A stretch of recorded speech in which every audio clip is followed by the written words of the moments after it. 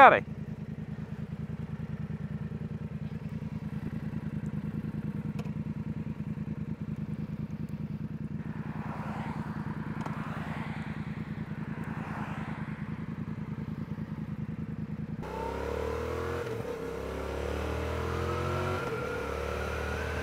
Леле, колко е бавен! Ники, моля те, не се прибивай. Леле, това колко е бавно. Добре, това може би ще е следващ клип. Даже направо ще си го кликбейтна. С това, че имам нов мотор. Здравейте на всички и добре дошли обратно в моя канал. Както виждате, в момента съм на друга моторетка. Не съм на МТ-то, но съм на мотор от същата платформа, а именно XSR 700. Което е много приятно моторче за каране, защото определено бях забрал колко колко е готино и колко е удобно да караш стоков мотор. Защото моето МТ прекалено много съм го надървил и е доста злобно и сърдито след всички тези подобрения. XSR-чето на един приятел, който е новобранец и това му е първия мотор. Това му е и първи сезон, така че в момента с него излизаме,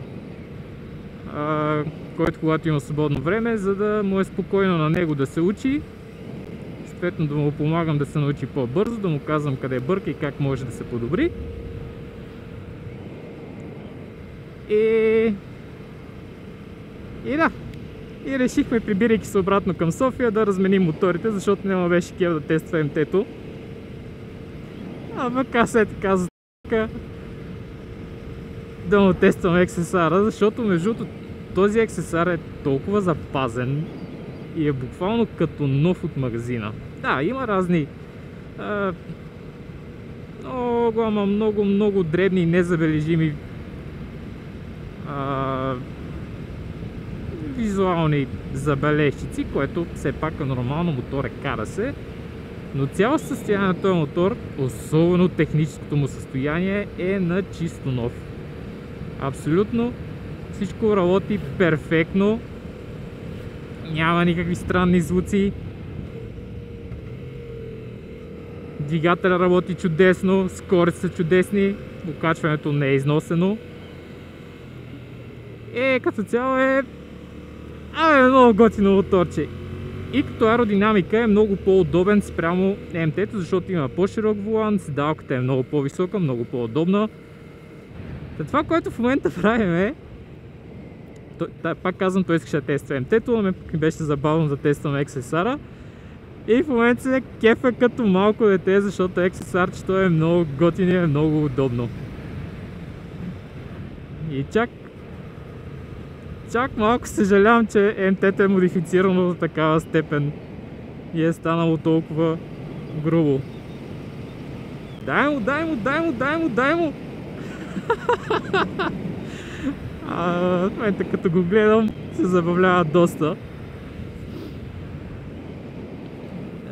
Да, XSR, защото аз съм много висок, а моето МТ е правилно вече за спортно каране и основно, честно казвам, е малко настроен като за писта. Докато XSR-чето е full stock, с разликата, че има на SW Motec краш барове, които са, честно казвам, много яки и правят визита на самия мотор брутално яка. Би го описал като нео ретро или нещо такова като визия. Много е готин, страшно много ме кефи моторчето, готин зелен цвят, но това, което най-много ми харесва е всичко колко е мазно, колко е смут. Това е страшно попадение, страхотна находка и много се радвам, че успяхме да го намерим това моторче и съответно приятел ще си го купи, защото и той много му се кефи. Тя ми навявани такива приятни спомени от това МТ-то какво беше когато го купих, защото аз отново купих брутално стоково и в момента е абсолютен кеф. Мотор ще се държи много право, много ме кефи. Всичко му е право, всичко е... страшен кеф.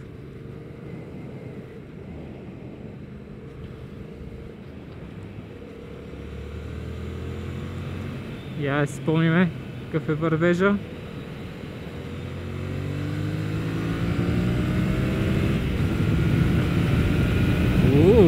Окей.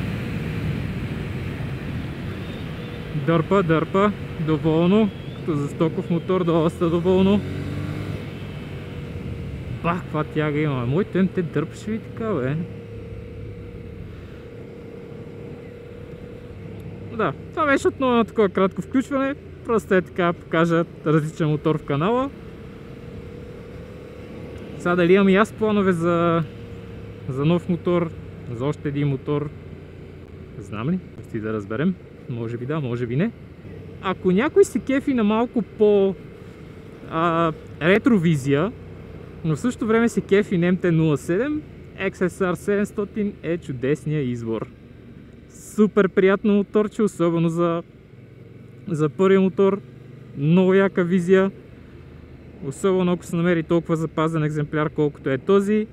Мотор е топ. Абсолютен топ. И е така забава за каране. И ако трябва да съм честен, е по-удобен от стоково МТ. И се държи по абсолютно същия начин. Което е много яко.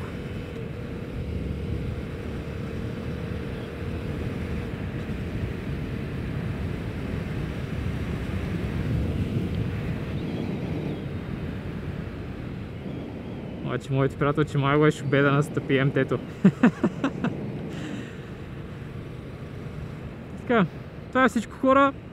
Кратко видео, просто е така да се включа. Да си поговорим бързо. И така. До нови срещи и ще се чуем в следващия влог. Чао!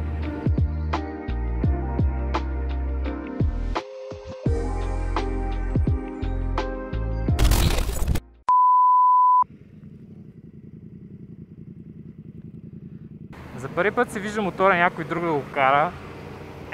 Си красавеца. Пупуч ми е хубав. Браво. Чак ми става кеф да го гледам.